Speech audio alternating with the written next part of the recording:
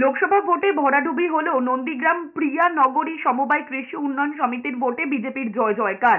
12টি আসনের মধ্যে 11টিতেই জয় পেয়েছে বিজেপি, মাত্র একটি আসনে জয় পেয়েছে তৃণমূল। আর ভোটের ফল প্রকাশের পরেই উত্তেজনা ছড়িয়ে পড়ে। এক বিজেপি কর্মীকে আটক করে পুলিশ নিয়ে যাওয়ার চেষ্টা করতেই উত্তেজনা ছড়িয়ে পড়ে। পুলিশের সঙ্গে বিজেপি কর্মীদের ধস্তাধস্তি বেঁধে যায়। পুলিশের থেকে কার্যত বিজেপি কর্মীকে ছিনিয়ে নিয়ে যায় অন্য বিজেপি কর্মীরা। পুলিশের অভিযোগ, ফল প্রকাশের পরেই অভিযুক্ত বিজেপি কর্মী তৃণমূল কর্মীদের উপর হামলা চালায়। সমিতিতে 12টি সিটে 12টিকে তৃণমূলকে উপহার দেবে, কিন্তু মানুষের রায়, জনগণের রায় তা বিজেপিকে উৎসর্গকৃত করেছে।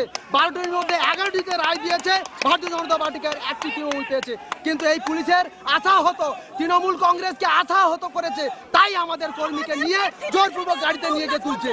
এদিকে সিঙ্গুরের গোবিন্দপুর কৃষি উন্নয়ন সমবায় সমিতির নির্বাচনে সম্মুখ সমরে বাম এবং তৃণমূল। বুথ জ্যাম ছাপ্পা ভোটে বাধা দেওয়ায় বাম প্রার্থীকে বেধড়ক মারধরের অভিযোগ উঠেছে তৃণমূলের বিরুদ্ধে। আহত বাম প্রার্থী দেবাশিস মুখোপাধ্যায়কে হাসপাতালে নিয়ে যাওয়া হয়েছে। সিপিএম এর অভিযোগ, অবাধে তৃণমূল বুথ জ্যাম ছাপ্পা দিলেও পুলিশ কোনো ব্যবস্থাই নেয়নি।